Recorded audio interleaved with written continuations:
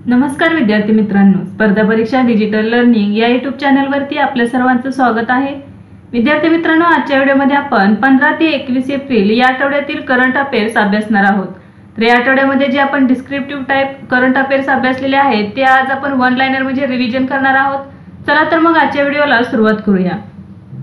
First question आहे, नुकतीच आंतरराष्ट्रीय नार्कोटिक्स कंट्रोल बोर्डावर कोणाची निवड झाली आहे? तर जगजित पावडिया यांची निवड झालेली आहे बघा आंतरराष्ट्रीय नार्कोटिक्स कंट्रोल बोर्डावरती। तर त्यांची ही निवड सलग तिसऱ्यांदा झालेली आहे। ही निवड ही त्यांची 2025 ते 2030 या कालावधीसाठी असणार आहे। नेक्स्ट आहे, अलीकडेच John Dirks Gairdner global health award कोणी जिंकला?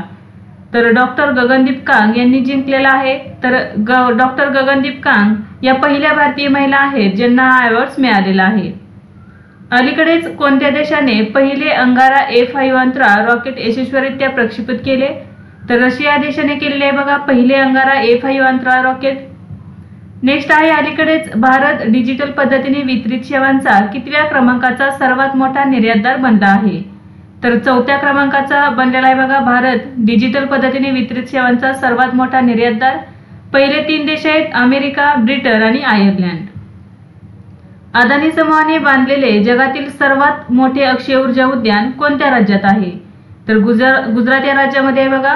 गुजरात राज्यातील खवडा या ठिकाणी अदानी समूहाने जगातील सर्वात मोठे अक्षय ऊर्जा उद्यान बांधलेले आहे।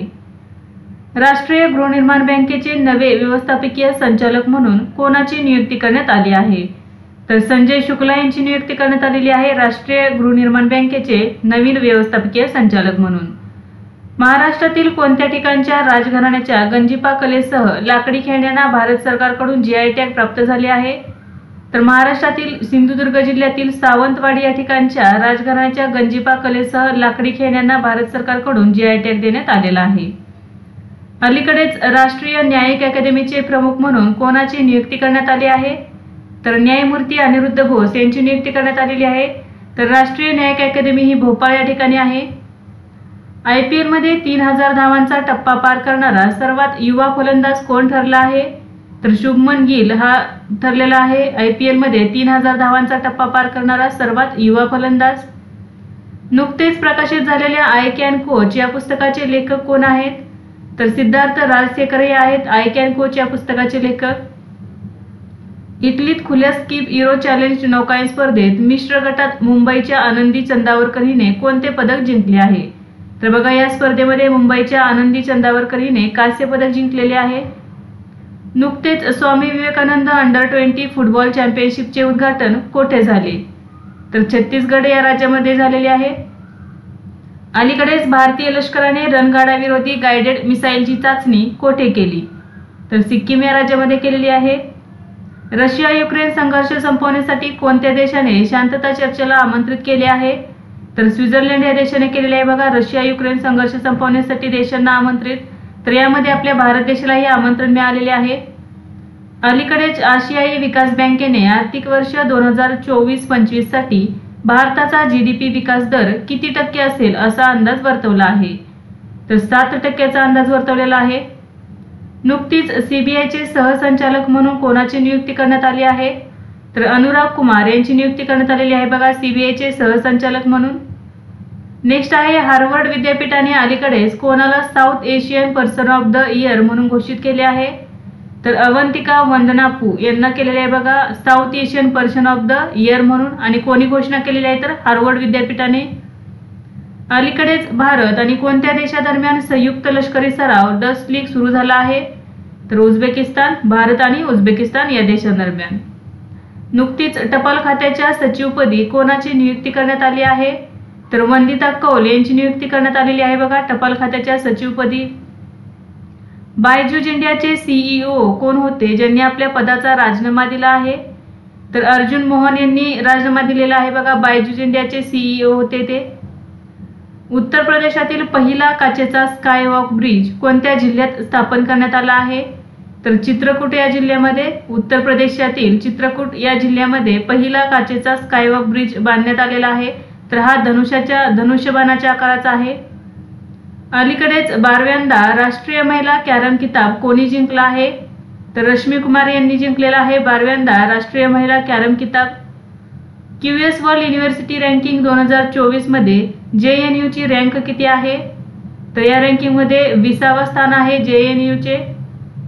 नुकताच जनकपूर धाम सांस्कृतिक महोत्सव 2024 कोणत्या देशात आयोजित करण्यात आला आहे? तर नेपाळ या देशामध्ये आयोजित करण्यात आला.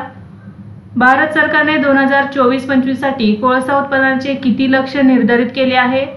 तर 170 दशलक्ष टन एवढे उत्पादन कोळशाचे उत्पादनाचे लक्ष्य निर्धारित केलेले आहे भारत सरकारने. अलीकडेच मुडीजने 2024 मध्ये भारताचा GDP किती टक्के दराने वाढेल असा अंदाज व्यक्त केला आहे? तर 8% वाढेल असा अंदाज व्यक्त केलेला आहे. नुकतेच क्रिकेट ऑस्ट्रेलियाच्या माजी अध्यक्षांचे निधन झाले, त्यांचे नाव काय आहे? तर जॅक क्लार्क असे त्यांचे नाव आहे. अलीकडेच भारत आणि कोणत्या देशाने दुहेरी कर टाळण्याच्या करारात सुधारणा केली आहे? तर मॉरिशस. भारत आणि मॉरिशस या देशाने केलेली आहे बघा दुहेरी कर टाळण्याच्या करारात सुधारणा.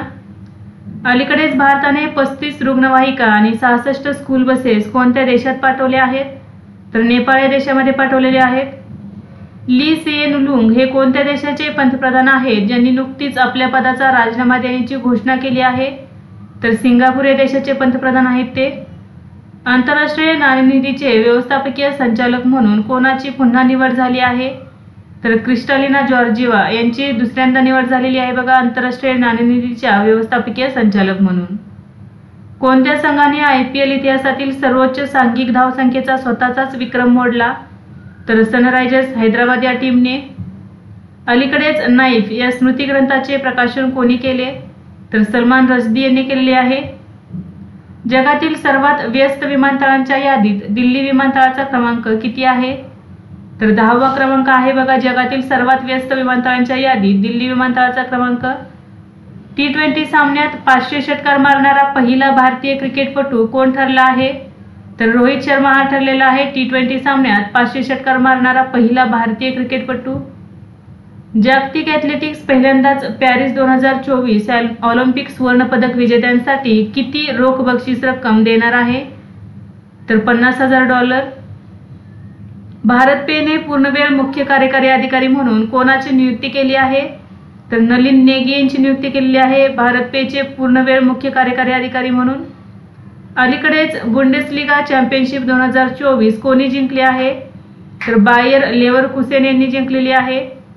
नुकतेच फिरकीपटू डेरेक अंडरवूड यांचे निधन झाले, ते कोणत्या देशाचे होते? तर इंग्लंड या देशाचे होते ते. DRDO आणि भारतीय लष्कराने स्वदेशी मनुष्य portable anti tank guided missile शस्त्र प्रणालीची यशस्वी चाचणी कोठे केली? तर राजस्थान या ठिकाणी केलेली आहे. अलीकडेच मायक्रोप्लास्टिक्सपासून पाणी शुद्ध करण्यासाठी इको फ्रेंडली हायड्रोजेलचा शोध कोणी लावला आहे? तर IISc बेंगळुरू यांनी लावलेला आहे. क्रिकेटची वरिष्ठ महिला आंतरविभागीय मल्टी डे ट्रॉफी 2023-24 कोणत्या संघाने जिंकली आहे? तर पूर्व विभाग संघाने जिंकलेली आहे. अंतराळात जाणारा पहिला भारतीय पर्यटक कोण बनेल? तर गोपी थोटापुरा हे बनणार आहेत अंतराळात जाणारा पहिला भारतीय पर्यटक. तर पहिले भारतीय व्यक्ती किंवा शास्त्रज्ञ कोण होते? तर राकेश शर्मा. आणि आता दुसरा व्यक्ती असेल गोपी थोटापुरा, परंतु पहिला भारतीय पर्यटक असणार आहे गोपी थोटापुरा. अमेरिका, जपान आणि फिलिपिन्सची पहिली त्रिपक्षीय शिखर बैठक कोठे पार पडली? तर वॉशिंग्टन DC अमेरिका या ठिकाणी पडली. भारत इलेक्ट्रॉनिक्स लिमिटेडने क्वांटम तंत्रज्ञानामध्ये सहकार्यासाठी कोणासोबत करार केला आहे? तर IIT मंडी सोबत केलेला आहे. ऑलिम्पिक फ्लेमिंग लाइटिंग सोहळा कोणत्या शहरात आयोजित करण्यात आला?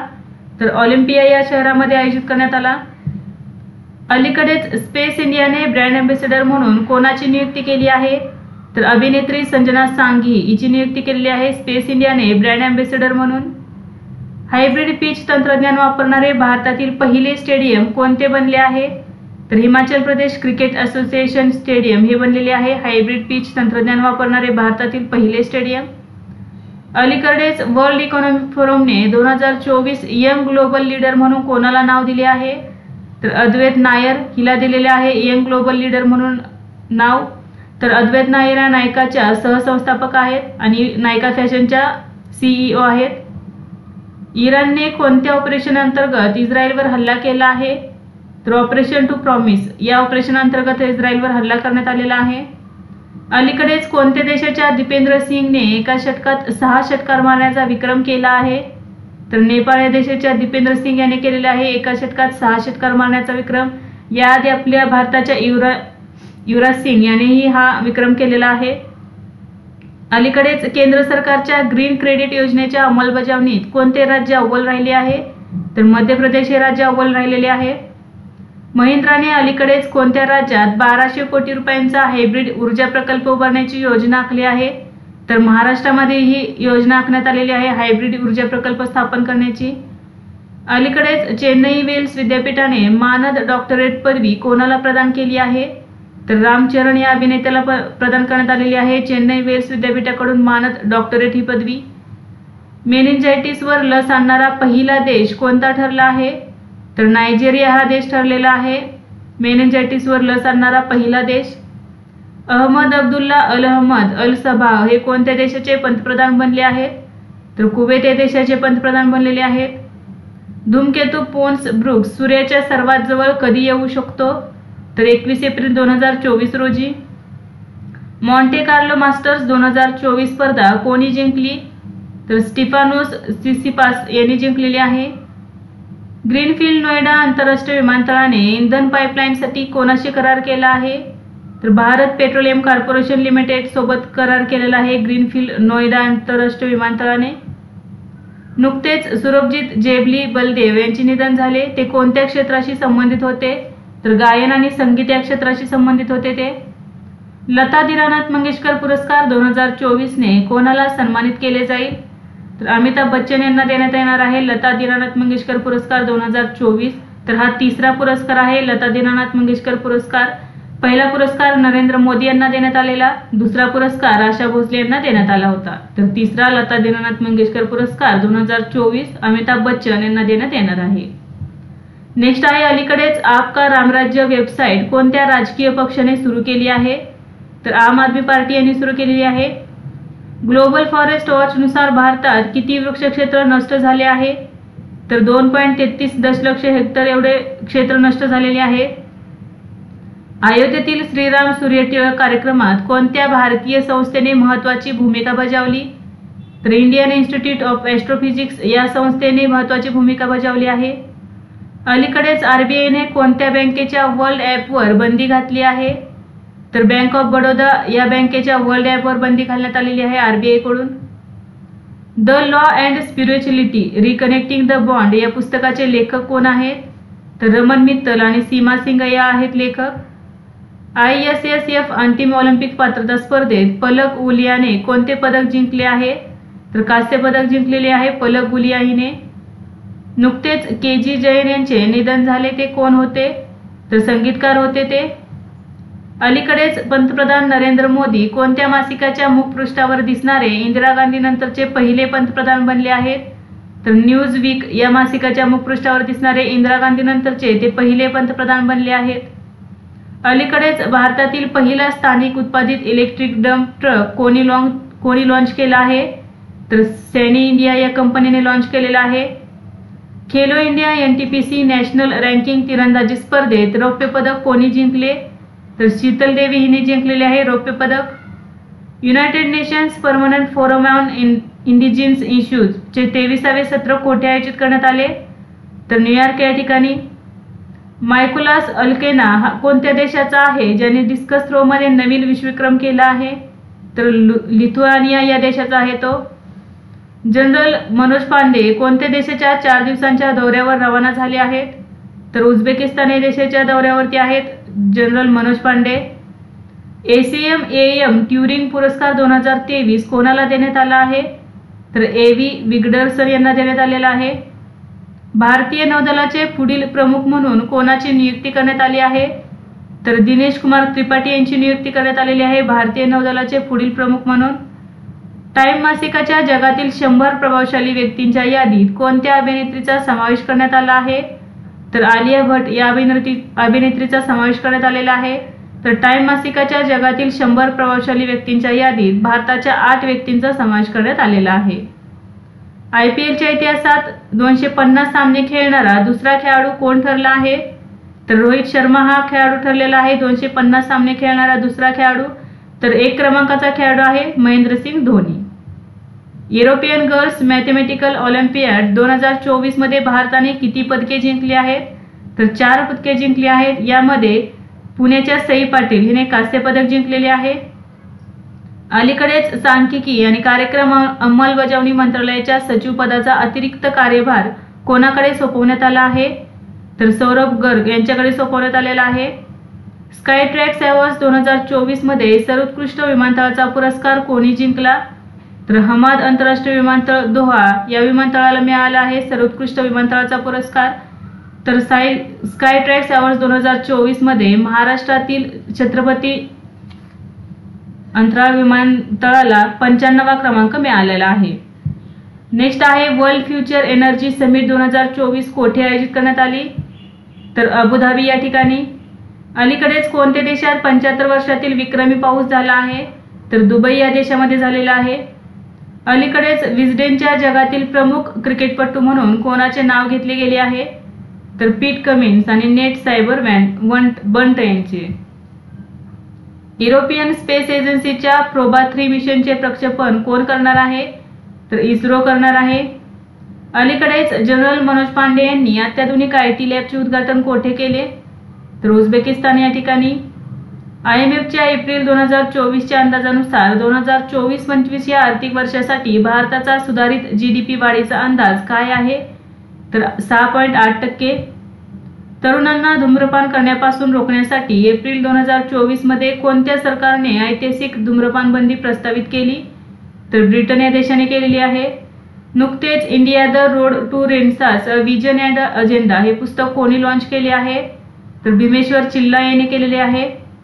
दरवर्षी लाँगटे सण कोणत्या राज्यात साजरा केला जातो? अरुणाचल प्रदेश या राज्यामध्ये.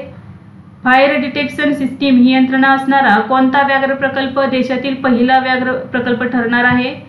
तर पेंच व्याघ्र प्रकल्प. भारतीय नौदलासाठी DRDOने स्थापन केलेल्या सोनार प्रणाली स्पेस या मूल्यमापन केंद्राचे नुकतेच कोठे उद्घाटन करण्यात आले आहे? तर केरळ या राज्यामध्ये. अलीकडेच असुंता लाक्रा पुरस्कार 2024 कोणाला देण्यात आला आहे? तर दीपिका सोरेन यांना. Just a mercenary notes from my life and career नावाचे चरित्र कोणी प्रकाशित केले आहे? तर D सुब्बाराव यांनी. आशियाई कुस्ती चॅम्पियनशिप 2024 मध्ये भारताने एकूण किती पदके जिंकली आहेत? तर एकूण 9 पदके जिंकलेली आहेत. आर्टेमिस करारात सामील होणारा 38वा देश कोणता बनला आहे? तर स्वीडन हा देश बनलेला आहे 38वा देश. भारताने प्रथमच ब्रह्मोस क्षेपणास्त्र कोणत्या देशाला निर्यात केले आहे? तर फिलिपाईन्स या देशाला. कोणत्या बॅडमिंटनपटूने नुकतीच आंतरराष्ट्रीय बॅडमिंटनमधून निवृत्ती घेतली आहे? तर केंटो मोमोटा याने. अलीकडेच लिंक इट फॉरगेट इट मोहीम कोणी सुरू केली आहे? तर रुपे यांनी सुरू केलेली आहे लिंक इट फॉरगेट इट मोहीम. G7 गटाच्या परराष्ट्र मंत्र्यांची बैठक कोठे आयोजित करण्यात आली? तर इटली या ठिकाणी आयोजित करण्यात आली G7 गटाच्या परराष्ट्र मंत्र्यांची बैठक. तर विद्यार्थी मित्रांनो, आजच्या व्हिडिओमध्ये आपण 15 ते 21 एप्रिल या आठवड्यातील करंट अफेअर्सचे वीकली रिव्हिजन अभ्यासले. यासारखेच नवनवीन व्हिडिओ पाहण्यासाठी चॅनलला लाईक करा आणि सबस्क्राईब करायला विसरू नका. धन्यवाद.